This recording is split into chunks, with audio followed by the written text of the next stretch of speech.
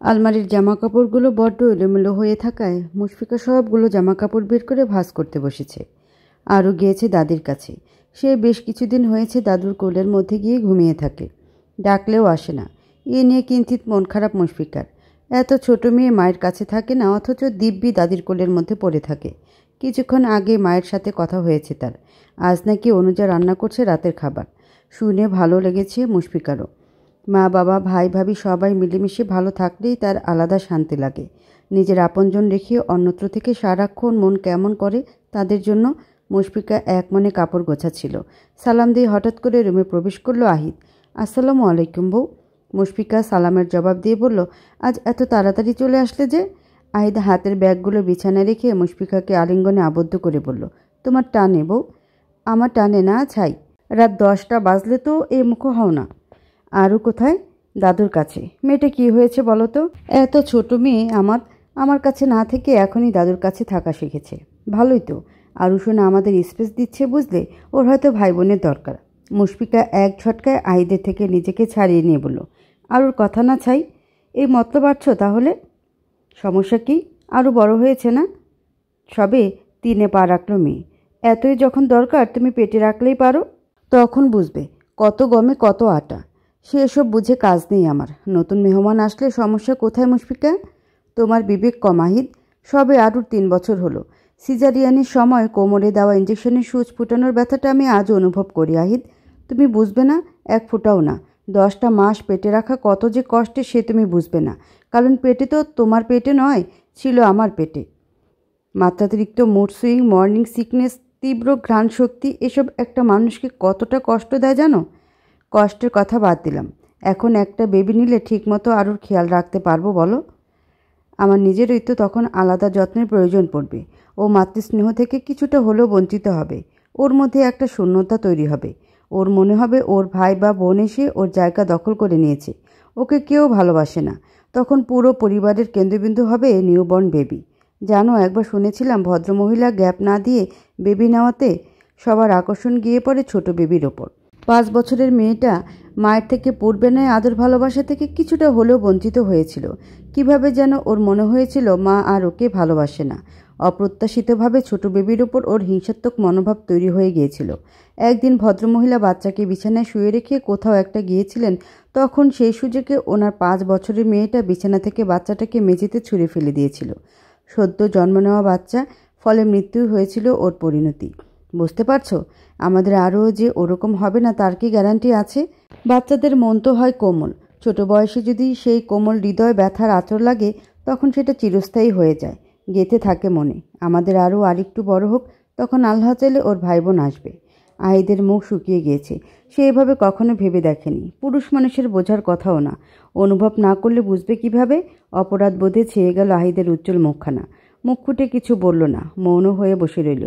মুশফিকা আহিদের মন খারাপ আঁচ করতে পারে। দ্রুত ছড়িয়ে ছিটিয়ে থাকা কাপড়গুলো গুছিয়ে আহিদের পাশে বসে বলল, রাগ করেছ আহিদ? তোমার উপর রেগে থাকার ক্ষমতা সৃষ্টিকর্তা হয়তো আমায় দেননি। সরি বউ, এভাবে কখনো ভেবে দেখা হয়নি। তুমি রাগ করো না। মুশফিকা আহিদের কাঁধে মাথা রেখে হাত দুটো নিজের হাতের মধ্যে নিয়ে বলল, রাগ করিনি। তুমি যখন আমায় বোঝো না তখন দুনিয়ার সবার চেয়ে বেশি অসহায় মনে হয়। আহিদ মুশফিকার চোখে মুখে চুমুর ফোয়ারা ছুটিয়ে বলল, চলো আজ বাইরে ডিনার করি। ফাল্গুনের শপিংও তো করা হয়নি। আমি আমার কাছে যাচ্ছি, সবাই মিলেই যাই, কি বলো? মুশফিকার জবাবের অপেক্ষা করল না আহিদ। দ্রুত পায়ে বেরিয়ে গেল। কারণ সে জানে পিছন ফিরলেই বিছানার বালিশ সব তার গায়ে লাগবে। টেবিলে লোভনীয় সব খাবারের আইটেম। ফাতিমা বেগম চেয়ার টেনে বসলেন। অনুজা এক এক করে খাবারের ডিশগুলো কিচেন থেকে এনে টেবিলে সাজিয়ে রাখছে। ফাতিমা বেগম শশার খোসা ছিলছেন। গরুর চর্বিযুক্ত গোশত দিয়ে নরম করে খিচুড়ির সাথে বেগুন আর ডিম ভাজি। খাবারের ঘ্রাণে ম করছে চারিপাশ। রমিজুদ্দিন এসে বসতেই অনুজা প্রথম ওনার প্লেটে খাবার বেড়ে দিলেন।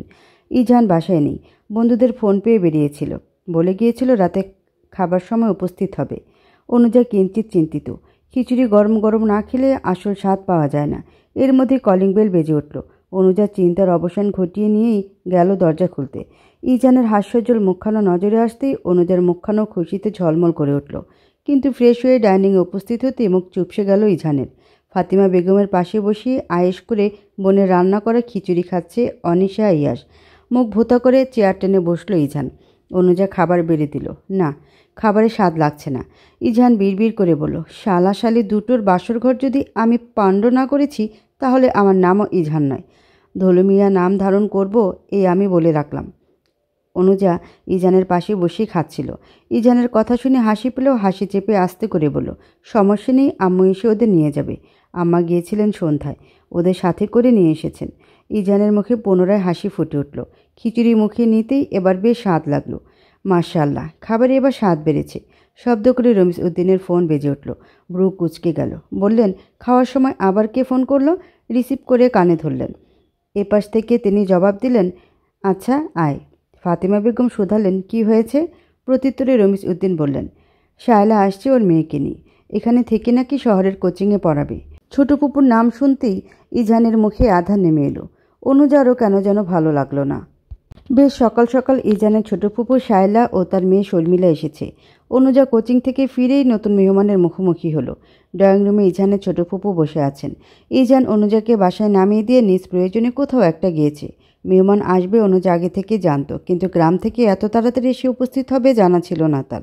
বোরকা পরিহিত, ঘাড়ে ব্যাগ ঝুলানো অনুজা ছোট ফুপু শাশুড়ির সামনে পড়ে কিছুটা বিড়ম্বনায় পড়ে গিয়েছে। আশেপাশে চোখ বুলিয়ে কোথাও ফুপুর মেয়েটিকে দেখতে পেল না।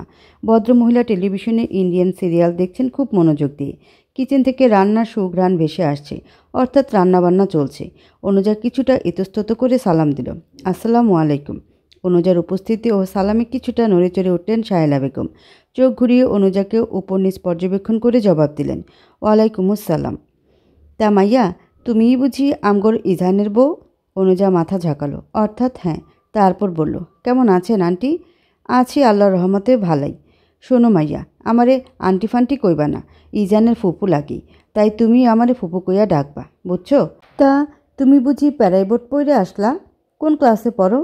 শায়লা বেগমের একের পর এক প্রশ্নে অনুজা অস্বস্তিতে পড়ে গেল। একসাথে কেউ এত প্রশ্ন করে? অনুজা কোনো রকম জবাব দিল, জি আচ্ছা ফুপু। তারপর দ্রুত গতিতে নিজের রুমের দিকে হাঁটা ধরল। অনুজা রুমে ঢুকে প্রচণ্ড অবাক হলো। অচেনা অজানা একটা মেয়ে বিছানায় পায়ের উপর পা তুলে আরাম করে শুয়ে ফোন স্ক্রল করছে। অনুজাকে দেখে মেয়েটি বলে উঠল, ও তুমিই তাহলে? ভালোই তো আধিপত্য বিস্তার শুরু করে দিয়েছ। তার নাম কি মেয়ে? অনুজার নতুন মেহমানের মুখ থেকে এহেন কথা মোটেও ভালো লাগলো না। ক্রোধে চোখ মুখ শক্ত হয়ে গেল। তার রুমে অনুমতি ব্যতীত কেউ ঢুকবে এটা সে একদমই সহ্য করতে পারে না। তার উপর এই মেয়ে তো বিছানা দখল করে বসে আছে। অনুজা কিছুক্ষণ চুপ থেকে বলল, আপনি রুম থেকে বেরিয়ে গেলে ভালো হয়, আমি কাপড় বদলাবো। অনুজা চেয়ারের উপর দপ করে ব্যাগটা রাখলো। মোটা বয়ে বেশ শব্দ তৈরি হলো তাতে। মেয়েটি চোখ মুখ শক্ত করে বলল, কি বললে তুমি? আমাকে বেরিয়ে যেতে বলো? এত সাহস তোমার? দুদিন এসে অধিকার দেখাতে এসেছো? কোন সাহসে? অনুজা শান্ত কণ্ঠে বলল, আমি মোটেও অধিকার এবং সাহস দেখাচ্ছি না। আপনার সঙ্গে আমার আজ প্রথম সাক্ষাৎ, সেখানে অধিকার দেখানোর কি আছে? আমি এই বাড়ির বউ, আর আপনি ফুপু শাশুড়ির মেয়ে। কে কি সেটা আমার অজানা নয়। আপনি তখন থেকে আমার সাথে কঠিন সুরে কথা বলছেন, বিছানায় হাত পা ছড়িয়ে বসে আছেন। আপনাকে এত সাহস কে দিয়েছে? নিজের লিমিটে থাকুন। চোখে কি দেখতে পান না? আমি সবে কোচিং থেকে ফিরেছি, ফ্রেশ হব, আর আপনি কোথা থেকে এসে হুট করে রুম দখল করে মেজাজ দেখাতে চলে এসেছেন। আবার বলে তাকে কেন বেরিয়ে যেতে বলছি? হাও ফানি। অনুজার কথার পিঠে আর কিছু বলার সাহস করল না মেয়েটি। গট গট শব্দ তুলে বেরিয়ে গেল রুম থেকে। অনুজা যেন হাঁপ ছেড়ে বাঁচল। বসে লম্বা শ্বাস নিল কিছুক্ষণ, তারপর ফ্রেশ হয়ে মাথা লম্বা করে ওড়না টেনে বেরিয়ে গেল রুম থেকে, উদ্দেশ্য কিচেনে। অনুজা কোনো দিকে না তাকিয়ে ড্রয়িং রুম পেরিয়ে সোজা কিচেনে চলে গেল। আরও চোখে পুরোটা সময় তাকিয়েছিল শর্মিলা। ফাতিমা বেগম রান্না করছেন, কপাল ঘামে ভিজে গিয়েছে। অনুজা এগিয়ে এসে শুধালো, আম্মা, আমার কিছু করা লাগবে? আপনার তো ঘেমে একাকার অবস্থা। ফাতিমা বেগম পিছন ফিরে বললেন, আগুনের তাপে গরম লাগে, তার মধ্যে আমার আবার তাপ সহ্য হয় না, অল্পতেই ঘেমে উঠি। রান্না প্রায় হয়ে এসেছে, তুমি লেবু শশাগুলো কাটো, তাহলেই হবে। অনুজা বিনা বাক্যে শশার খোসা ছিলতে লাগলো। রান্নাবান্না শেষ হতেই অনুজা ফাতিমা বেগমকে উদ্দেশ্য করে বলল, আম্মা, আপনি বরং একটু রেস্ট করুন গিয়ে, আমি খাবারগুলো টেবিলে নিয়ে রাখছি। ফাতিমা ওড়না দিয়ে কপালের ঘাম মুছতে মুছতে বললেন, পারবে? ভারী সব খাবারের ডিশ। অনুজা মৃদু হেসে বলল, এটুকু আমি নিশ্চয়ই পারবো, আপনি গিয়ে বসুন, আমি খাবার সাজিয়ে ডাক দিব। আচ্ছা, ছোট্ট করে উত্তর দিয়ে ফাতিমা বেগম কিচেন ছাড়লেন। খাবারের ঘ্রাণে ম ম করে চারিপাশ। অনুজা পাতিল থেকে গরম পোলাও বড় একটা বলে সাদা পোলাওগুলো বেড়ে নিল। এক এক করে খাবারের আইটেমগুলো টেবিলে এনে রাখলো অনুজা। সবশেষে বেগুন ভাজি আর লেবু শশার সালাদ। বেশ ভারী খাবারের আয়োজন করা হয়েছে। এই বাসায় সকালে নাস্তা হিসেবে রুটি, সবজি, ভাজি, ডিমের অমলেট আর চা করা হয়। মেহমান উপলক্ষে আজ এত আয়োজন। অনুজার টেবিলে সব খাবার সুন্দর করে সাজিয়ে ফাতিমা বেগমকে ডাকতে গেল। ফাতিমা বেগম সবাইকে নিয়ে খেতে বসলেন। সবাই বসলেও অনুজা দাঁড়িয়ে এটা সেটা এগিয়ে দিচ্ছিল। তা দেখে ফাতিমা বেগম বললেন, তুমি দাঁড়িয়ে থেকো না, বসে পড়ো। বেলা হয়েছে অনেক, খেয়ে সোজা বই নিয়ে বসবে। এসবে তোমার কষ্ট করা লাগবে না। অনুজা বলল, আব্বা খেতে আসবেন না? এখনও তো এলেন না। চলে আসবে, তুমি বসো, খেয়ে নাও। অনুজা শর্মিলার চোখাচোখি হতেই একটা অদ্ভুত বিষয় খেয়াল করলো। শায়লা বেগম নিশ্চুপে খেলেও শর্মিলা কেমন বাঁকা চোখে তাকিয়ে আছে, যেন কত জনমের শত্রু সে। অনুজার কেমন খটকা লাগলো। সদ্য চেনা আত্মীয় কেন তার সঙ্গে এমন আচরণ করবে? মনের মধ্যে বহু ভাবনা চিন্তার উদয় হলো। হঠাৎ কলিং বেলের শব্দে অনুজার ভাবনায় ব্যাঘাত ঘটল। দ্রুত গিয়ে দরজা খুলে শ্বশুর আব্বা ও স্বামী সাহেবের মুখশ্রী চোখে ভাসল। মুচকি এসে অনুজা সালাম জানালো। দুজনের একত্রে সালামের জবাব দিয়ে ভেতরে ঢুকলো। ফ্রেশ হয়ে ইজান যখন খাবার খেতে বসলো, শর্মিলা আগ বাড়িয়ে বলে উঠল, আমার পাশে বসো না ইজান ভাই, চেয়ারটা তো খালি পড়ে আছে। আর চেয়ারের বড় ডাইনিং টেবিলে ফাতিমা বেগম, রমিসউদ্দিন, শায়লা বেগম, শর্মিলা ও অনুজার বসার পরেও 3টা চেয়ার খালি পড়ে আছে। শর্মিলা বসেছে টেবিলের বাম পাশে, বাম পাশের একটা চেয়ার খালি, আর অনুজার ডান পাশে 2টো চেয়ার খালি পড়ে আছে। ইজান কিছু না বলে অনুজার পাশের খালি চেয়ারটায় বসে পড়ল। চেয়ার খানিকটা টেনে একদম অনুজার গা ঘেঁষে বসল। শর্মিলার চুপসে যাওয়ার মুখের দিকে তাকিয়ে ইজান হেসে দিয়ে বলল, তোর পাশে বসবো কেন? আমার বউ আছে না? রমিজউদ্দিন ছেলের কথায় কেসে উঠলেন। অনুজা লজ্জায় মুখ নিচু করে ফেলল, কিন্তু ইজান নির্বিকারভাবে প্লেটে পোলাও নিয়ে রোস্টের পিস কামড়িয়ে খেতে ব্যস্ত। অনুজা কোচিং থেকে এসেই লক্ষ্য করেছে ফাতিমা বেগম কেমন নীরব হয়ে আছেন, খুব প্রয়োজন ছাড়া কথা বলছেন না। এর মধ্যে শায়লা বেগম বলে উঠলেন, তা ইজান আব্বা, আইসকা বিকালে গিয়া শর্মিলারে ভর্তি করাই দিয়ে আসবা? কোচিং সেন্টার থেকে নিয়ে আসতে পারবা না? দিয়ে আসবা আর নিয়ে আসবা, সমস্যা হইব? ইজান প্রত্যুত্তরে বলল, সরি ছোট ফুপু, আমি একবেলাও যেতে পারবো না। আমায় অনুজাকে কোচিংয়ে নিয়ে যেতে হয়, নিয়ে আসতেও হয়। ভার্সিটি খোলা, আমার দিনকাল খুব ব্যস্ত, কাউকে আনা নেওয়ার দায়িত্বে আমি নেই। আঁতকে উঠলেন শায়লা বেগম। বললেন, সে কি কথা? তোমাকে ভরসায় এহানে আইলাম, এখন একই কথা কও? আমার মাইয়া চিনব কেমনে একলা একা? তোমার বউ তো ঢাকার মাইয়া, সব চিনে জানে। আমার ভোলাবালা মাইয়াটা একা চলবার পারবো না তো। ও ভাইজান, ইজান কি কয়? আপনার মেয়ে ভোলাবালা হলে ঢাকায় পড়তে আসার সাহস করে কিভাবে? এরপর যখন ভার্সিটিতে চান্স পাবে তখন নিজেরটা নিজেরই তো করতে হবে। আপনার মেয়ে তো কচি খুকি নয়, আপনাদের আমি আসতে বলিনি, নিজের ইচ্ছায় এসেছেন। যা করবেন নিজের ইচ্ছাতেই করবেন, আশা করি আমাকে এসবে জড়াবেন না। আমার নিজের পড়াশোনা আছে, হাজারটা ব্যস্ততা আমার। ইজানের কঠিন জবাবের পিঠে কিছু বলার সাহস করল না শায়লা বেগম। ভাইয়ের দিকে কাঁদো কাঁদো মুখে তাকিয়ে রইল। রমিজউদ্দিন হতভম্ব হয়ে বসে রইলেন। তিনি ইজানকে কখনো এতটা কঠোর হতে দেখেননি। বোনের উদ্দেশ্যে বললেন, কারো যাওয়া লাগবে না, গাড়ি থাকবে গ্যারেজে, ড্রাইভার নিয়ে আসবে দিয়ে আসবে। এসব নিয়ে এত কথার কি আছে? মাঝখানে শর্মিলা বলে উঠল, কিন্তু ইজান ভাই তো শহরের সব অলিগলি চিনেন, তিনি সাথে থাকলে আমারও সুবিধা হতো। এখানে পড়তে এসেছিস, সব অলিগুলি চিনতে নয়, যতটুকু চেনার জানা ড্রাইভারকে বললেই চিনিয়ে দিবেন। ইজানের কথায় পুনরায় দমে গেল শর্মিলা। কথোপকথনের পুরোটা সময় জুড়ে ফাতিমা বেগম ছিলেন নীরব। তিনি একটি কথাও বলেননি। সবার আগে শর্মিলা উঠে চলে গেল। একে একে সবার খাওয়া শেষ হতেই অনুজা এটো থালা বাসন কিচেনে নিয়ে যেতে লাগলো পরিষ্কার করার জন্য। শায়লা বেগম পানদানি থেকে পান বানিয়ে মুখে পুরে নিলেন। বিপরীতে ফাতিমা বেগম বসা, অনুজা পিকদানি রেখে গেলেও শায়লা বেগম পানের পিক ফেলেন ঝকঝকে টাইলসের মেঝেতে। পানের লাল রঙা রসে মাখামাখি হয়ে আছে মেঝে। ফাতিমা বেগম তা দেখে বললেন, এটা তুমি কি করলে? পিকদানি রেখে গিয়েছে, দেখতে পাওনি? শায়লা বেগম দাঁত বের করে হেসে বললেন, দেখবার পারি নাই, মাইয়াটা কইব না? বলার কি আছে, চোখের সামনেই তো জলজল করছে। নিজের বাড়ির সিমেন্টের মেঝেটা ঝকঝকে তকতকে করে রাখো, এখানে আসলেই শুরু হয় যত বাহানা। শুধরাবে না, তাই না? শায়লা বেগম চোরের মতো এদিক সেদিক তাকিয়ে ভাইকে খুঁজলেন। তারপর ইতস্তত করে বললেন, কি যে বলেন না ভাবি, আপনাদের কথা কত বলি ভাবি। শর্মিলা তো মামি মামা বলতে পাগল। শোনো শায়লা, মেয়েকে পড়ানোর জন্য নিয়ে এসেছো, আমি কিছু বলছি না। কি করেছো আর কি করেনি সবটা আমার অক্ষরে অক্ষরে মনে আছে। ভাইয়ের বাসায় এসেছো, আশা করি তার মান বজায় রাখবে। তোমার মেয়েটা যেন আমার ওইটুকু ছেলের বউয়ের সাথে কোনো রকম বাজে ব্যবহারের চেষ্টা না করে। নিজেদের মান নিজেদের বজায় রাখা শিখতে হয়। গম্ভীর কণ্ঠে নিজের কথার ইতি ঘটিয়ে ফাতিমা বেগম ড্রয়িং রুম ছাড়লেন। সেদিকে তাকে শায়লা বেগম নাক মুখ কুচকে বিড়বিড় করে বললেন, একা খায়া তেল জমছে শরীরে, মায়াডারে একবার গছাই দিতে পারলে তোমার দেমাগ দেখব। তোমার একরত্তি পোলার বোরে তারাইতেই আমার বেশিক্ষণ লাগবো না। ভালোই তো বশ করেছ ইজান ভাইকে। বউয়ের কথা ছাড়া বাকি দুনিয়ার কথা তার কানে যায় না। তা কি দেখিয়ে বশ করলে? শহরের মেয়েদের তো আবার কোনো ঠিক ঠিকানে নেই, আছে শরীর, দেখাতে পারলেই বাঁচে। অনুজা সিঙ্কে প্লেট ধুচ্ছিল। শর্মিলার কথা রাগে অনুজার মাথা ফেটে যাওয়ার জোগাড়। পিছন ফিরে বলল, আমার জামাইকে আমি বশ করব না তো বাপের বাড়ির আরেকজনকে করব? একমাত্র বউ হই, নিশ্চয়ই সে আমার কথাই আগে শুনবে। আপনি বোধহয় চোখ থাকতেও অন্ধ সাজছেন। আপনার সম্পর্কে তার কাছে আমি একটা কথাও বলিনি, আর না বলার সময় পেয়েছি। ওড়না ছাড়া মামা ভাইয়ের সামনে নির্বিঘ্নে ঘুরে বেড়াচ্ছেন, আবার আমাকে বলছেন শরীর দেখাতে পারলেই বাঁচি। আপনার সাহস দেখে অবাক না হয়ে পারছি না। আপনার সাথে আমার আজই দেখা হলো, অথচ আপনার রিয়েকশন এমন যেন আমি কতকালের শত্রু। আমার তো মনে হয় আপনি নিজে শরীর দেখিয়ে বেড়াচ্ছেন। নিজেকে ঠিক করুন, তারপর আমাকে উপদেশ দিতে আসবেন। শর্মিলা হিসিয়ে বলল, শত্রু নয়তো কি? তোমার জন্য এই বাড়ির সংসার হাতছাড়া হয়ে গিয়েছে, ইজান আমার হয়নি। তোমাকে কি আমার ফুলের মালা দিয়ে বরণ করা উচিত? শর্মিলার কথায় অবাক হলো অনুজা। বিস্ময় নিয়ে শুধালো, কি বলতে চাইছেন আপনি? আপনার কি ক্ষতি করেছি আমি? শোনো মেয়ে, তোমাকে বলতে আমি বাধ্য নই, তবে শুনে রাখো, তোমার পীড়িতের স্বামীর সাথে আমার গভীর প্রেম ছিল।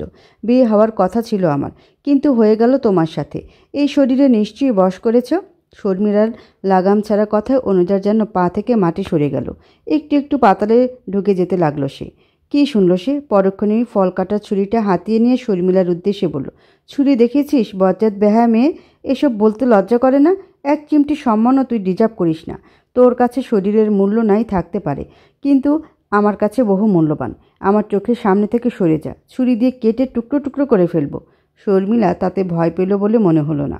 রহস্যময়ী হাসি দিয়ে কিচেন থেকে বেরিয়ে গেল। অনুজা কাজ শেষ করে যখন রুমে এলো, চোখের সামনে ভেসে উঠল ইজানের হাসি মাখা মুখ। বিরক্তি ও রাগ যেন তরতরিয়ে বেড়ে গেল। ইজান হয়তো কিছু বলতে চেয়েছিল, কিন্তু অনুজা থমথমে মুখ দেখিয়ে বলতে গিয়েও বলল না। অনুজার চেয়ার টেনে বসলো পড়ার জন্য। কিছুক্ষণ পর অনুজা বলে উঠল, টেবিলের ওপর নীল রঙের ফাইলের মধ্যে প্রবেশপত্র রেজিস্ট্রেশন কার্ড রাখা ছিল। সেই ফাইলটা কি আপনি কোথাও রেখেছেন? ইজান ফোন স্ক্রল করছিল। ফোন থেকে নজর সরিয়ে প্রত্যুত্তরে বলল, কই না তো। অন্য কোথাও রাখবো কেন? ভালো করে খুঁজে দেখো, টেবিলের কোনো ড্রয়ারে আছে নাকি। আমি ভালো করে খুঁজে তবেই আপনাকে জিজ্ঞাসা করেছি। অন্য কোথাও রাখতে পারো, আলমারি ড্রেসিং টেবিলের ড্রয়ারে আছে কিনা দেখো, ম্যাট্রেসের তলায়ও থাকতে পারে। কি অদ্ভুত কথা বলছেন আপনি! এখানে সেখানে কেন রাখবো? পড়াশোনার জিনিস কেন এদিক সেদিক রাখবো? যাবে কোথায়? এবার নড়ে চড়ে উঠল ইজান। নিজে রুমের সব কোনায় খুঁজল, কিন্তু কোথাও নীলরঙা ফাইল আর প্রয়োজনীয় কাগজপত্র মিলল না। চিন্তায় অনুজের মুখ রক্তশূন্য হয়ে গেছে। এসব কাগজপত্র ছাড়া তো পরীক্ষার হলেই ঢুকতে দিবে না। ডুকরে কেঁদে উঠল অনুজা। সন্নিকটে পরীক্ষা, তার মধ্যে এ কী হেন কর্মকাণ্ড! ইজান জিজ্ঞাসা করল, রুমে কেউ এসেছিল? আমি কোচিং থেকে ফিরে দেখলাম আপনার কাজিন বিছানার উপর হাত পা ছড়িয়ে শুয়ে আছে। এছাড়া আর তো কাউকে দেখিনি। তাছাড়া সে যাবার সময় হাতও খালি ছিল। ইজান চোখ মুখ শক্ত করে বলল, সে কেন এ রুমে আসবে? যার তার প্রবেশ আমি পছন্দ করি না। অনুজা ফোড়ন কেটে বলল, এককালের গভীর প্রেমিকা যে সে হয় কি করে? সে তো পরম ভালোবাসার আত্মীয়, তাই না? ইজান ঘাড় কাত করে অনুজাকে পরখ করল। কি অদ্ভুত! এই তো একটু আগে কেঁদে কেটে একাকার করে ফেলছিল, অথচ এখন কেমন আয়েশ করে খোঁচা দিচ্ছে। ইজান প্রত্যুত্তরে বলল, কে প্রেমিকা? ঢং করেন? আপনার ছোট ফুপুর মেয়ের সাথে যে একসময় গভীর প্রেম ছিল সেটা কি ভুলে গিয়েছেন? এত ভুলো মন কেন আপনার? কোন কালে? ওর সাথে আমার সেভাবে দেখা হয়নি। দাদু থাকতে বছরে একবার গ্রামে যাওয়া হয়। দাদু মারা যাওয়ার পর গ্রামে যাওয়া হয় না প্রায় 3 বছর হতে চলল। ওরাও আমাদের বাসায় খুব একটা আসে না। ফ্রেন্ড লিস্টে একসময় ছিল, কিন্তু ওর বেহাল নির্লজ্জ স্বভাবের জন্য এখনও ও আমার ব্লক লিস্টে। এসব কে বলে তোমাকে? সে নিজেই বলেছে, এবং সে এটাও বলেছে আমি আপনাকে শরীর দেখিয়ে বশ করেছি।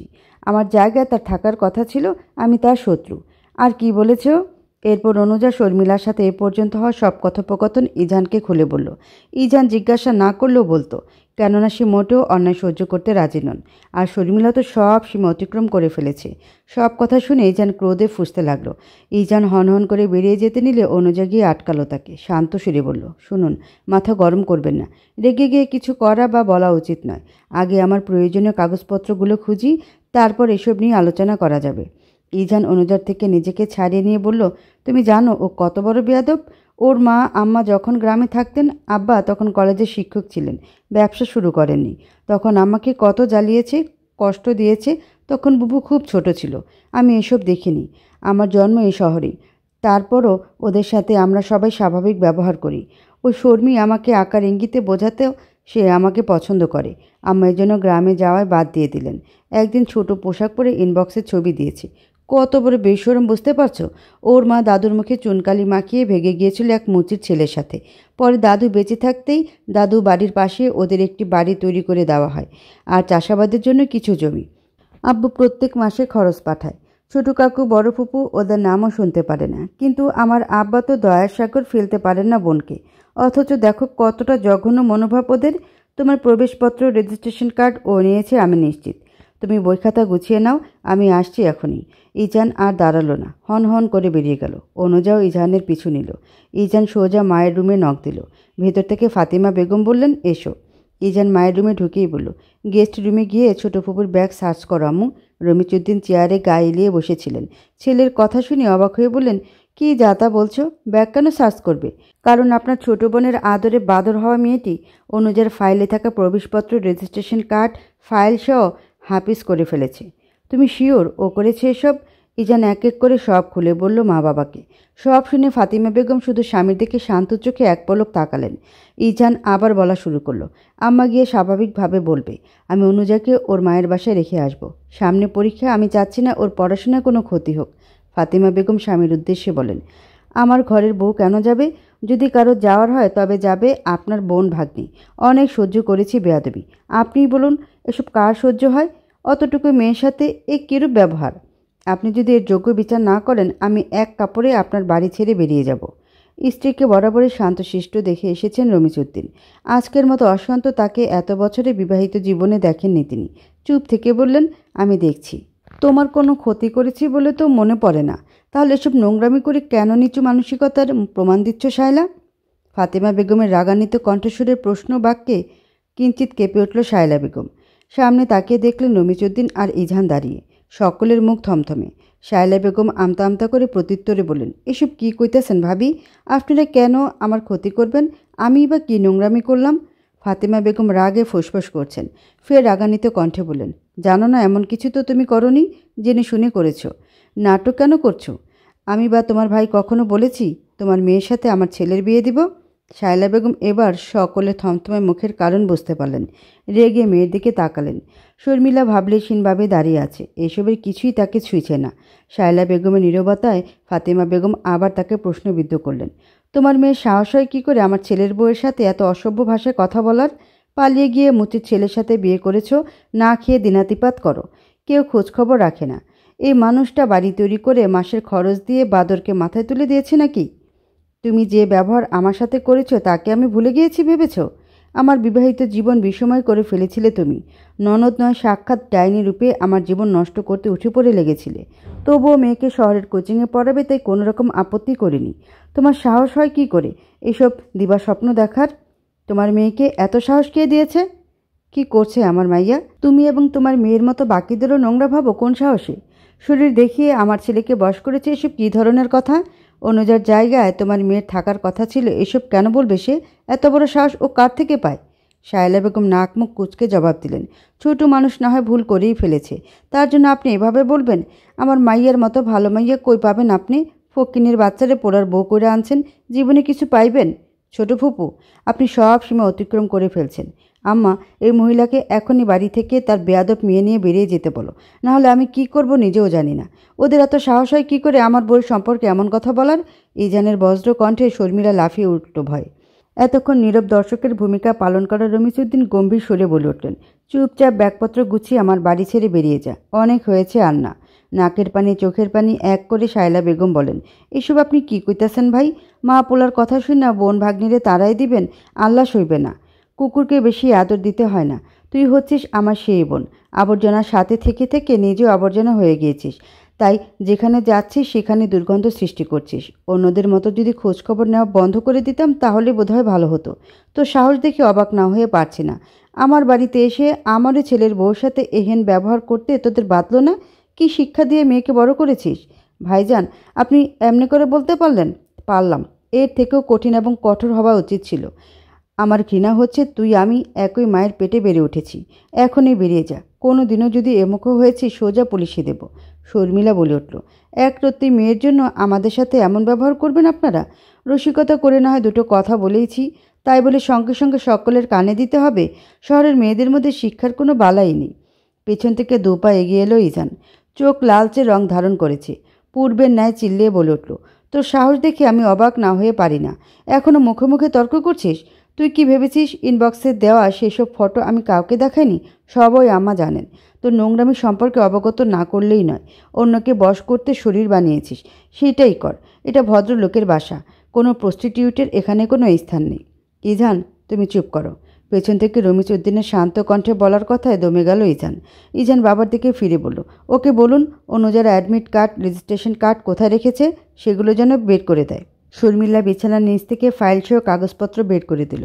ইজান সেগুলো নিয়ে হনহন করে বেরিয়ে গেল রুম থেকে। শায়লা বেগম রাগে ফুঁসতে ফুঁসতে ব্যাগ গোছাতে লাগলেন। এরপর রমিজ উদ্দিন নিজে ওদের বের করে দিয়ে মুখের উপর ঠাস করে দরজা বন্ধ করে দিলেন। আর একটি কথাও বলার সুযোগ দিলেন না। স্ত্রীর উদ্দেশ্যে বললেন, আমাকে বেশি করে লিকার দিয়ে 1 কাপ চা বানিয়ে দাও তো ফাতিমা। মাথাটা ধরেছে। ফাতেমা বেগমের চোখ মুখ থমথমে। অযথা চিৎকার চিল্লাচিল্লি করা তার স্বভাবে নেই। চুপচাপ শান্ত থাকতে পছন্দ করেন তিনি। কিন্তু চুপ থেকে অনেক অন্যায় তিনি সহ্য করেছেন। তবে আজকে চুপ থাকলে একটি এতিম মেয়ের সাথে অন্যায় করা হতো। চুপচাপ গিয়ে স্বামী মহোদয়ের জন্য চা করে নিলেন। ইজি চেয়ারে গায়ে নিয়ে চোখ বন্ধ করে শুয়ে আছেন রমিজ উদ্দিন। ফাতিমা বেগম সশব্দে চায়ের কাপটি রেখে বললেন, মন খারাপ লাগছে? রমিজ উদ্দিন চোখ বন্ধ করে জবাব দিলেন, না, আমি ভাবতেও পারছি না আমার বোনটি এমন হবে। মেয়েটাকে কি বাজে শিক্ষা দিয়েছি। দুদিনের দুনিয়া। আমি ঝুট ঝামেলা চাই না। আমি কখনোই চাই না আমার ঘরে এসে পরের মেয়েটি কষ্ট পাক। তোমার সাথে হওয়া অন্যায়ের প্রতিবাদ প্রতিরোধ কোনোটাই আমি করতে পারিনি। জানি না কতটা কষ্ট পেয়েছ। বোনের অন্যায় মনে না রেখেও যোগাযোগ স্থায়ী রেখেছি। আর সেই বোন কিনা এমন দিবার স্বপ্ন দেখে? মানুষ এত স্বার্থপর কেন হয় ফাতিমা? রমিজ উদ্দিনের কণ্ঠে অসহায়ত্বের ছাপ। ফাতিমা বেগম স্বামীর হাত দুটো মুঠো বন্দি করে প্রত্যুত্তরে বলেন, আমার কথা ছাড়ুন। আপনি এবং ছেলে মেয়ে নিয়ে আমি সুখে আছি, এতে শত খুশি আলহামদুলিল্লাহ। মন খারাপ করবেন না। আল্লাহ সবাইকে হেদায়েত দান করুন। নিন, চাটা পান করুন, ঠান্ডা হয়ে যাবে। ফাতিমা বেগম নিজেই চায়ের কাপ এগিয়ে দিলেন। রমিজ উদ্দিন উঠে বসলেন। স্ত্রীর হাত থেকে চায়ের কাপ হাতে নিয়ে এক চুমুক দিয়ে বললেন, চাটা তুমি বরাবরই ভালো বানাও ফাতিমা। স্বামীর প্রশংসায় লাজুক হাসেন ফাতিমা বেগম। বয়স 55-এর কোঠা পেরেলেও গাল দুটোতে লজ্জায় লালচে আভা ধারণ করল। অনুজা টেবিলে মাথা ঠেকিয়ে বসে আছে। ইজান এসেই ওয়াশরুম থেকে চোখে মুখে পানির ঝাপটা দিয়ে এসেছে। মাথায় যে খুন চেপেছে তাতে নিজেকে আটকে রাখা কঠিন হয়ে পড়েছিল। বড় বড় শ্বাস নিয়ে নিজেকে স্বাভাবিক করল। এরপর গুটি গুটি পায়ে অনুজার সন্নিকটে এসে দাঁড়ালো। চোখ খানিক বাদে বাদে কেঁপে কেঁপে উঠছে। ইজান যা বোঝার বুঝে গেল। একটানে অনুজাকে দাঁড় করালো। নিজের দিকে মুখ ঘুরিয়ে শুধালো, কষ্ট হচ্ছে? চোখে মুখে কান্নারা লেপ্টে আছে সযত্নে। বহুক্ষণ কান্নার ফলে চোখ দুটো ফুলে লাল হয়ে গিয়েছে। স্ত্রীর এমন এলোমেলো রূপ ইজানকে আবারও মুগ্ধ করল। দুষ্টু হেসে বলল, কান্নারাও আমার থেকে ভাগ্যবান। আমার কিশোরীর কত কাছে গিয়ে লেপ্টে আছে দেখো, অথচ আমার মানুষটা আমার থেকে কত দূরে। সে কেঁদে কেটে ভাসিয়ে ফেলছে, অথচ আমি কিছুই করতে পারছি না নিজের সাথে ঠিক কান্নার মতো জড়িয়ে নিতে। এ অন্যায় কি ক্ষমার যোগ্য ষোড়শী? অনুজা ওনার কোনা দিয়ে চোখ মুখ মুছে ফেলল। ইজানের প্রেমময় বাক্যে পাত্তা না দিয়ে বিষণ্ণ কণ্ঠে শুধালো, আমার জন্য আজ আপনাদের নিজেদের মধ্যে এত ঝগড়া ঝামেলা হয়ে গেল। আমার খুব খারাপ লাগছে। বিশ্বাস করুন, আমি এমনটা চাইনি। অনুজার এলোমেলো চুলগুলো এক হাতে ঠিক করে দিয়ে ইজান বলে, তোমার কিছু চাইতে হবে না। কর্মফল ভোগ করেছে। এর জন্য তুমি কেন মন খারাপ করছো? কাল পরীক্ষা, এখন পড়তে বসো। আজে বাজে চিন্তা মাথাতেও আনবে না। কুকুর কামড়ালে কুকুরকে ঠিকই আমরা কামড় দিতে পারি না, কিন্তু লাঠি দিয়ে সরিয়ে কিংবা আঘাত তো করতেই পারি, তাই না? ওর এত বড় সাহস আমার বউয়ের সম্পর্কে এত বড় কথা বলে। ওকে আস্ত রেখেছি, এটাই অনেক। হাত মুখ ধুয়ে পড়তে বসো, আমি একটু বেরোচ্ছি। অনুজা মাথা নাড়িয়ে সম্মতি জানালো। ইজান অনুজার চোখে মুখে চুমু দিয়ে ওয়ালেটটা নিয়ে বেরিয়ে গেল। পেছনে রেখে গেল প্রিয়সীর হাসি মাখা মুখখানা। দিবালোকে আধার কেটে স্নিগ্ধ সুন্দর আলো ফুটেছে। আধারে ঢেকে থাকা পৃথিবীর আলো পেয়ে ঝলমলিয়ে উঠলেও অনুজার মুখে হাসি নেই। ফ্যাকাশে বিষণ্ণ মুখমণ্ডল, বুকের মধ্যে ডিপ ডিপ করছে। পরীক্ষার টেনশনে চোখ মুখ শুকিয়ে গিয়েছে। শেষ রাতে ঘুমের আরাম ত্যাগ করে পড়তে বসেছিল। এখনও এক মনে পড়ছে। ইজান দুমগ ধোয়া ওঠা গরম কফি নিয়ে এলো।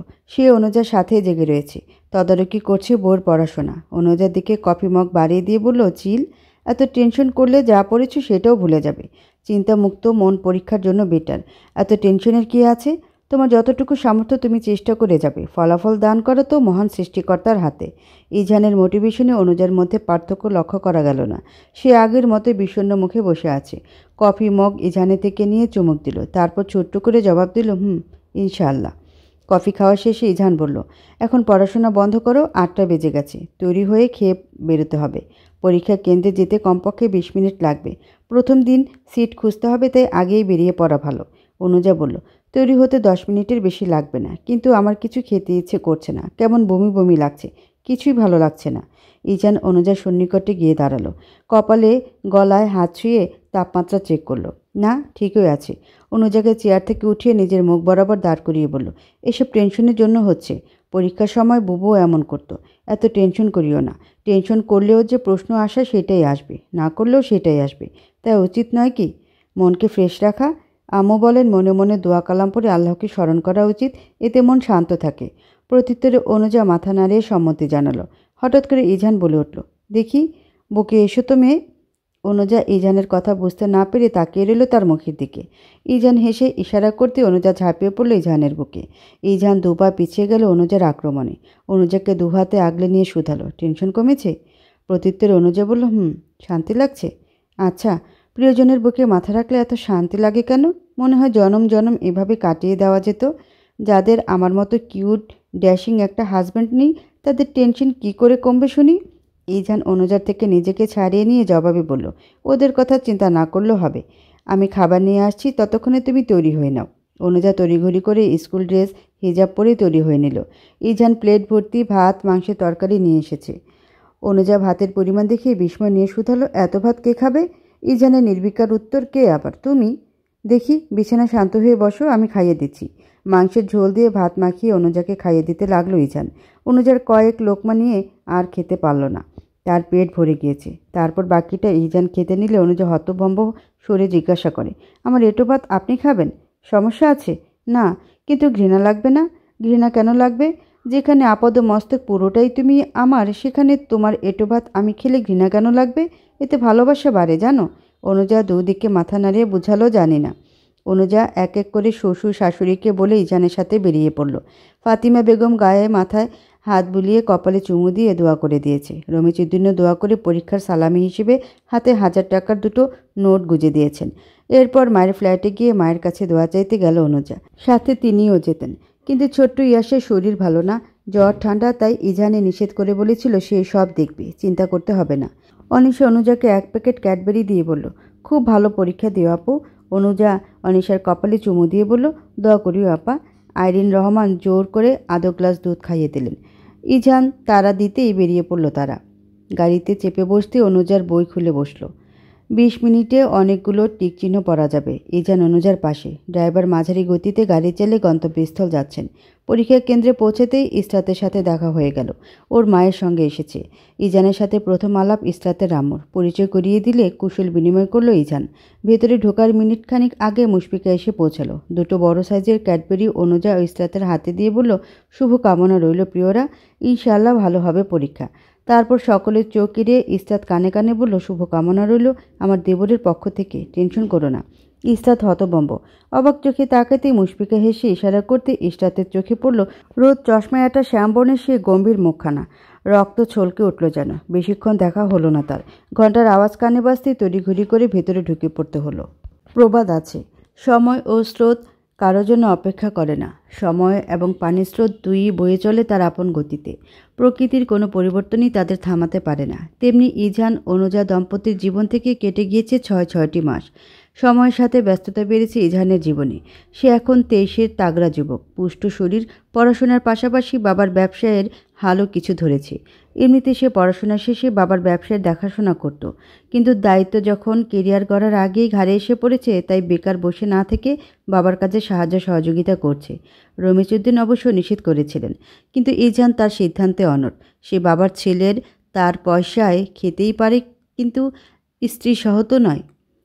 নিজের উপার্জিত অর্থে প্রেয়সীর জন্য কিছু কেনার আনন্দ দুনিয়াতে আর খুঁজে পাওয়া যায় না। অনুযাও এগিয়ে চলেছে সময়ের তালে। সে এখন ষোড়শী কিশোরী থেকে 17তে গিয়ে ঠেকেছে। মাধ্যমিকের গণ্ডি পেরিয়ে পা দিয়েছে উচ্চ মাধ্যমিকে। পড়াশোনার সংসার দুটোই সমান গতিতে এগিয়ে নিয়ে যাচ্ছে। ব্যস্ততা তার খুব কম নয়। স্বামী স্ত্রীর মধ্যে ভাব ভালোবাসা যেমন আকাশ ছোঁয়া, তেমনি ঝগড়াও কিছু কম হয় না। আজ আরই কাল ভাব। সম্পর্ক এখন আপনি থেকে তুমিতে গড়িয়েছে। কিন্তু গতরাতে হওয়া ঝগড়ার তীব্রতা খানিকটা বেশিই ছিল। ফলস্বরূপ অনুজা এখন মায়ের বাসায় অবস্থান করছে। ইজান সন্ধ্যায় বাসায় ফিরে সারা বাসায় এক চক্কর দেওয়ার পরেও কোথাও অনুজার নামক মেয়েটির ছায়া দেখতে পেল না। বুঝতে অসুবিধা হলো না তার কিশোরী রেগে পিত্রালয়ে গিয়ে অবস্থান করেছে। অনুজা বাসায় নেই জেনেও চুপ রইল ইজান। পাছে মা ঝগড়ার বিষয়ে কিছু জেনে যান।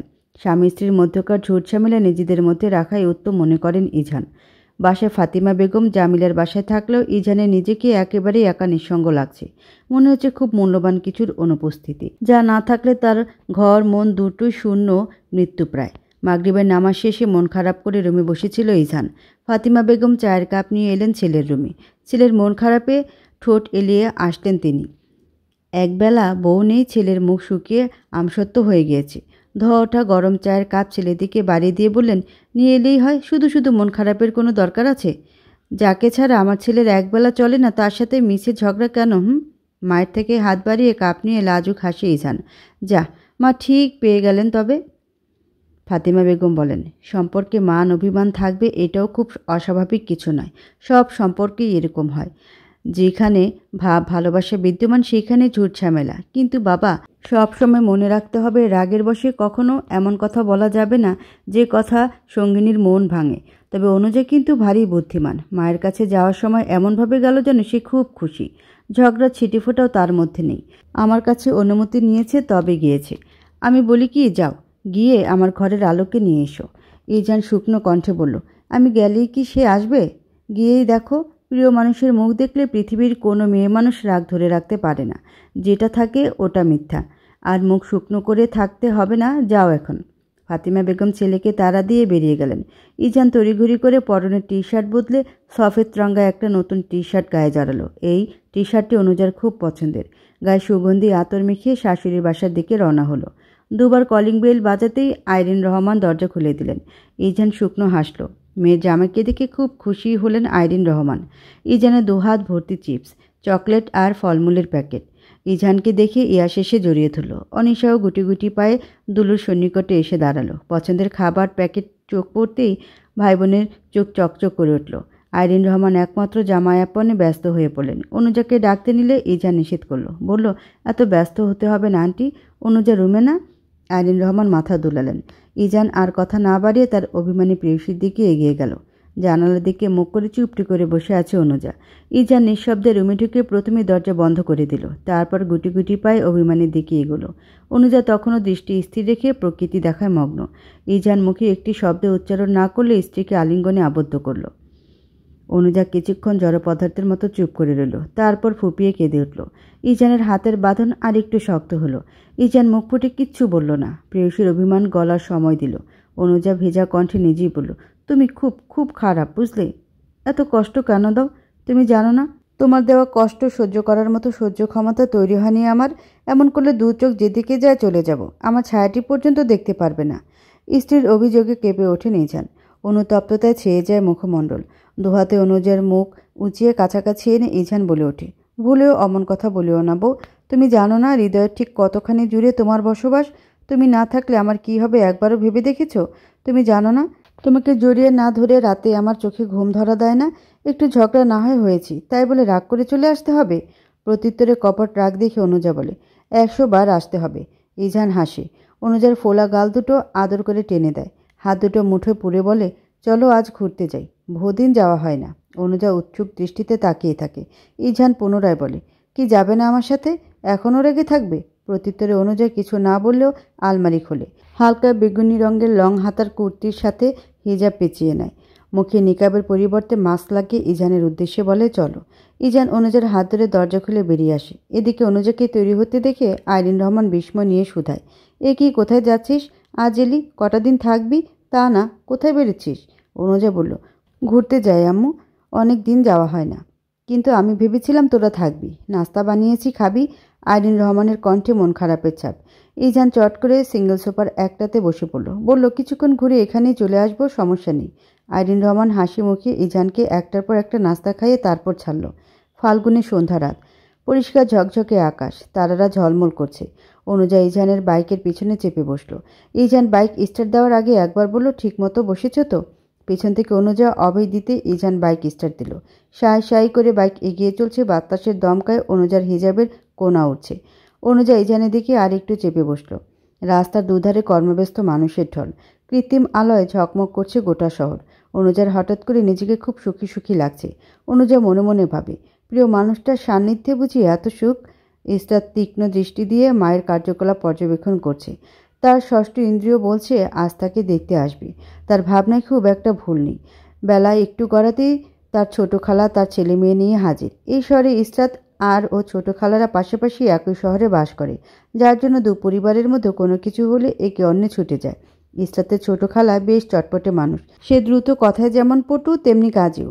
ইসরাত বেলকনিতে গিয়ে লক্ষ্য করল তার মহামান্য পিতা 2 হাত ভর্তি বাজার নিয়ে ফিরছেন। ইসরাতের চোখে অশ্রুকণা ভর করেছে। মনের মধ্যে স্পষ্ট হাহাকারের শব্দ। এটা ঠিক তার কারো সাথে প্রেমের সম্পর্ক নেই, কিন্তু সেই সাথে এটাও তো সে অস্বীকার করতে পারে না কোনো রকম মন দেওয়া নেওয়ার সম্পর্কে না জড়িয়েই আয়মানকে সে মন দিয়ে বসে আছে। ওই গম্ভীর শ্যামবর্ণের সুদর্শন মুখখানা যে তার মনে একেবারে সেটে গিয়েছে। ভুলবে কি করে সে? মানুষটা দূর থেকে করার যত্ন, হুটহাট পার্সেলের সাথে খুব যত্ন নিয়ে লেখা 2 লাইনের প্রেমময় চিরকুট, সেসব কী করে অস্বীকার করবে সে? কিন্তু বাবা মাকেই বা সে কি বলবে? অজানা আশঙ্কায় হৃদয় কেঁপে ওঠে ইসরাতের। সে যে আয়মান নামক পুরুষটাকে একটু বেশি ভালোবাসে সেটা বুঝতে তার একটুও সময় লাগে না। শান্তি করে মন খারাপটাও করা হলো না ইসরাতের। এর মধ্যে তার ছোট খালা প্লেট ভর্তি গরম খিচুড়ি নিয়ে এসে হাজির। ঝরঝরে অথচ নরম খিচুড়ি ইসরাতের ভীষণ প্রিয়। সাথে ডিম ভাজি হলে তো কথাই নেই। ইসরাতকে কিছু বলার সুযোগ না দিয়ে ভাত নলা পাকিয়ে ইসরাতকে খাইয়ে দিতে লাগলেন ছোট খালা। সাথে সমানতালে বকবক করছেন। অতিরিক্ত কথা বলার জন্য ইসরাত তার ছোট খালাকে এড়িয়ে চলতে পছন্দ করে, কিন্তু সে যতই এড়িয়ে চলুক তার ছোট খালা ঠিক ততই চিপকে থাকেন সঙ্গ পেলেই। ইসরাতের মাঝে মাঝে মনে হয় ছোট খালা তার নিজের ছেলে মেয়ের থেকেও বেশি তাকে ভালোবাসে। যত্ন আদরের কোনো কমতি রাখেন না। মন খারাপে আজ ইসরাতের পেট এমনিতেই ফুলে ফেঁপে আছে। বেশি খাবার তার পেটে জায়গা হবে না। খাবার গালে থাকা অবস্থায় অস্পষ্ট সুরে বলে উঠল, আর খেতে পারবো না খালামণি, পেট ভরে গিয়েছে। বেশ পারবি, না খেয়ে চেহারার কি হাল করেছে মেয়ে। বলি, তোর মা কোন খেয়ালে থাকে? হ্যাঁ, মেয়ের চোখ মুখ শুকিয়ে যে কাঠ হয়ে গিয়েছে সে খেয়াল আছে তার? উঠতি বয়স, ভাত খাবি 2 প্লেট, তা না 2 লোকমা ভাতে তার পেট ভরে আছে। আমি কোনো কথা শুনবো না, পুরোটা খেতে হবে মা। আজ বাড়িতে খুব ব্যস্ততা। এখন ভালো মেয়ের মতো সবটা খাতো। ইসরাতের 2টো বাক্যের পিঠে ছোট খালার এক গাদা কথা ইসরাত দমে গেল। চুপচাপ খাবার গিলতে লাগলো। ছোট খালা খাইয়ে যেতে ইসরাত হাত ছেড়ে বাঁচল। দরজা আটকে তার প্রিয় ডায়েরি নিয়ে বসলো। প্রিয় মানুষের দেওয়া প্রথম উপহার ছিল এটা। হয়তো আজই সেই মানুষটাকে নিয়ে শেষ লেখা হবে এটা। যদি সত্যি তার মনের ভাবনাগুলো সত্যি হয় তাহলে এই মূল্যবান উপহারগুলো আগুনে পুড়িয়ে ফেলা ছাড়া উপায় কোথায়? টপ টপ করে চোখের কার্নিশ বেয়ে অশ্রু গড়িয়ে পড়ছে। ভিজে যাচ্ছে ডায়েরি সাদা পাতা। নিজের অসহায়ত্বের কথা কাউকে বলতেও পারছে না, আর বলেও বা লাভ কি? গভীর ধ্যানে মগ্ন হয়ে ইসরাত কলমের আঁচড়ে ফুটিয়ে তুলছিল ডায়েরি সাদা পৃষ্ঠা। হঠাৎ দরজা করাঘাতে লেখায় মনোযোগ ক্ষুণ্ণ হলো। বিরক্ত হলো সে। কে আসলো আবার? পরপর করাঘাতের শব্দে ইসরাত দরজা খুলতে চোখে পড়ল অনুজার হাসি হাসি মুখখানা। অনুজাকে দেখে কিছুটা হলেও শান্তি লাগলো ইসরাতের। টেনে ভেতরে নিয়ে আসলো অনুজাকে। গভীর আগ্রহ নিয়ে শুধালো, সত্যি করে বলতো অনু, বাড়িতে কি হচ্ছে? আমার মন বলছে দেখতে আসবে আজ, কিন্তু কে আসবে, কেন আসবে, আমার মাথায় ঢুকছে না। আম্মু আব্বু হঠাৎ আমার বিয়ে নিয়ে এত পড়লেন কেন? আমার কিচ্ছু ভালো লাগছে না অনু, তুই তো সব জানিস। অনুজার মধ্যে কোনো হেলদোল লক্ষ্য করা গেল না। সে খুশি মনে বলল, চিন্তার কিছু নেই, মেয়ে বড় হলে পাত্রপক্ষ দেখতে আসবে, সেটাই স্বাভাবিক। আন্টি বললেন পছন্দ হলে আজই বিয়ে পড়িয়ে দেবেন। ইসরাত রাগে খামচে ধরল অনুজার হাত। অনুজা ব্যথা নাক মুখ কুচকে বলল, কি করছিস? হাত ছাড়। আমার বর আমাকে কত আদর করে, সেখানে তুই ডাইনির মতো আসতে দিচ্ছিস? দুষ্টু মহিলা, যা গোসল করে আয়। 11টা বেজে গিয়েছে, তারপর তোকে সাজাতে হবে। জুমার নামাজ শেষে মেহমান এসে পড়বেন। একমাত্র বেস্ট ফ্রেন্ডও ইসরাতের মনের দুঃখ বুঝছে না। রাগে দুঃখে চোখে পানিতে থই থই করছে। অনুজা দুষ্টু হাসে। তা দেখে অনুজার পিঠে জোরে কিল বসিয়ে দেয় ইসরাত। খানিক বাদে ইসরাতের আম্মু এলেন। হাতের ট্রেতে খাবার সাজানো, গ্লাসে শরবত আর বাটিতে নুডলস রান্না করা। খাবারের ট্রে বিছানার উপর রেখে বসলেন তিনি। তারপর বললেন, অনুজা, খেয়ে নিও মা। আর ইসরাত, তোমাকে বলার সময়ই পেলাম না। মেহমান আসছে, আশা করি ভদ্রভাবে তাদের সামনে যাবে। শেষের কথাগুলো একটু কঠিন করে বললেন তিনি। ইসরাত মায়ের কথা শুনল চুপটি করে, প্রত্যুত্তরে একটি বাক্য ব্যয় করল না। যাওয়ার আগে মেয়ের উদ্দেশ্যে বলে গেলেন, গোসলে যাও। আমরা মা বাবা হিসেবে তোমার কখনো খারাপ চাইব না। উত্তম পাত্রের সাথে বিয়ে দিতে পারলে তোমারই মঙ্গল। আমরা সবটা বিচার বিবেচনা করে সিদ্ধান্ত নিয়েছি। আশা করি তোমারও কোনো দ্বিমত থাকবে না। ইসরাত এবারও চুপ। কি বলার থাকতে পারে? অনুজা বলল, আন্টি আপনি যান, এত চিন্তা করবেন না। হঠাৎ করে এমন কথা শুনে ও কিছুটা শোকে আছে। আশা করি ঠিক হয়ে যাবে। দ্রুত গতিতে বেরিয়ে গেলেন ইসরাতের আম্মু। ইসরাত জড়বস্তুর ন্যায় স্থির হয়ে বসে আছে। অনুজা আয়েশ করে নুডলস খেতে ব্যস্ত। বান্ধবীর মন খারাপ, তার যেন কিছুই যায় আসছে না। ইসরাতকে এক প্রকার ঠেলে ওয়াশরুমে পাঠালো। ইসরাত রাগে হুমকি দিল, এই শোধ আমি নিব রে অনুজা। খুব মজা নেওয়া হচ্ছে তাই না? প্রত্যুত্তরে অনুজা হেসে বলে, যদি ইচ্ছে হয় নিস, আমি কিছু মনে করব না। আপাতত গোসলটা করে আমাকে উদ্ধার কর। মেয়েরা চলে আসবেন এখনই। ছেলেরা নামাজ শেষে আসবেন, আর দেরি করিস না। ইসরাত গোসল সেরে আসতেই চোখে পড়ল এক গাদা শপিং ব্যাগ। অনুজা একটা একটা করে খুলে দেখাতে লাগলো ইসরাতকে। কিন্তু এক ফোঁটা মনোযোগ নেই ইসরাতের। সে তো উদাস হয়ে জানালার বাইরে স্বচ্ছ আকাশ দেখতে ব্যস্ত। বিয়ের প্রয়োজনীয় সামগ্রী সব অনুজা নিজেই সাজাবে বান্ধবীকে। বিয়ের এতদিনে শেষ, শাড়ি পরা শিখে গেছে। ইসরাতের চরম অনিচ্ছা সত্ত্বেও বিয়ের জন্য তৈরি হতে হলো তাকে। ইসরাতের পছন্দের সব কিছু, তারপরও এসবের কিছুই তাকে ছুঁতে পারছে না। মন ভার হয়ে আছে। টকটকে লাল রঙের বেনারসির সাথে লম্বা দোপাট্টা, গলা কান দুটোই খালি, ঠোঁটে কটকটে লাল রঙের লিপস্টিক, মুখে হালকা মেকআপ, চুলগুলো হেয়ার ড্রায়ার দিয়ে শুকিয়ে সিম্পল করে খোপা করে দেওয়া, খোপায় আর্টিফিশিয়াল বেলি ফুলের গাছটা, সব মিলিয়ে দুধ সাদা বর্ণের ইসরাতকে চমৎকার লাগছে। সাজানো শেষে অনুজা বলল, আয় কটা ছবি তুলে রাখি, পরে সময় হবে না। যা সুন্দর লাগছে তোকে, আমি নিশ্চিত তোকে দেখে হার্টফেল না হয়। অনুজা রসিকতায় ইসরাতের মুখভঙ্গির পরিবর্তন হলো না। সে চোখ মুখ শক্ত করে বসে রইল। যেখানে বিয়েটাই হচ্ছে নিজের অমতে, সেই বিয়েতে গদগদ হয়ে ছবি তোলার কোনো প্রশ্নই আসে না। ইসরাত রাগে মুখ অন্যদিকে ঘুরিয়ে নিল। অনুজা জোর করে কয়েকটা ছবি তুলে তবেই ছাড়ল। এদিকে দরজার ওপাশ থেকে একটা বাচ্চা হাতে ঠকঠক শব্দ। অনুজা গিয়ে দরজা খুলে ছোট্ট আরুকে দেখতে পেল। ঠোঁটের হাসি চড়া হলো তার। আরুকে কোলে করে বিছানার একপাশে এনে বসালো। ইসরাত হতভম্ব, বিস্ময় নিয়ে শুধালো, ও এখানে কেন? ওদেরও দাওয়াত দেওয়া হয়েছে নাকি? অনুজা কিছু না বলে মিটমিটিয়ে হাসে। বোকা ইসরাত তখনও বোঝে না। ইসরাতের ভুল ভাঙে যখন বর হিসেবে নিজের পছন্দের মানুষটাকে দেখতে পায়। আবেগে চোখে পানি চলে আসে তার। অভিমানী দৃষ্টিতে অনুজার দিকে তাকায়। অনুজা হাসে। ইসরাতের চোখের পানি, মুখে হাসি। আইমানের পাশে নিয়ে বসা ইসরাতকে। কবুল বলার সময় একটু সময় না নিয়ে পরপর 3 বার কবুল বলে ইসরাত। পরে নিজেই লজ্জা পায়। আবেগে জ্ঞান হারিয়ে ফেলেছে সে। চারপাশ অবলোকন করে বুঝলো অনুষ্ঠান ঘরোয়া হলেও আয়োজনের কমতি নেই। এক এক করে চেনা মুখগুলো চোখে পড়ল। বিপরীত পাশের সোফায় মুশফিকা বসে আছে। ইসরাত সেদিকে তাকিয়েই দুষ্টু হাসে মুশফিকা। লজ্জায় রাঙা হয়ে ওঠে ইসরাতের সুন্দর গাল দুটো। চোখে নজর এড়িয়ে ইসরাতের কোমল হাত দুখানা নিজের হাতের মুঠে পুড়ে নেয় আইমান। নববধূর সন্নিকটে গিয়ে শুধায়, চমক কেমন লাগলো কিশোরী? লাজুক হাসে ইসরাত, কিন্তু মুখ ফুটে বলে, খুবই বাজে, খুব কষ্ট দিয়েছেন আমাকে। ইসরাতের হাত দুটো শক্ত করে ধরে আইমান, বলে, ভালো কিছু পেতে হলে এইটুকু কষ্ট তো করতেই হবে তাই না? অবশেষে তুমি একমাত্রই আমার হলে। আলহামদুলিল্লাহ। ইসরাতও মৃদু সুরে বলে, আলহামদুলিল্লাহ।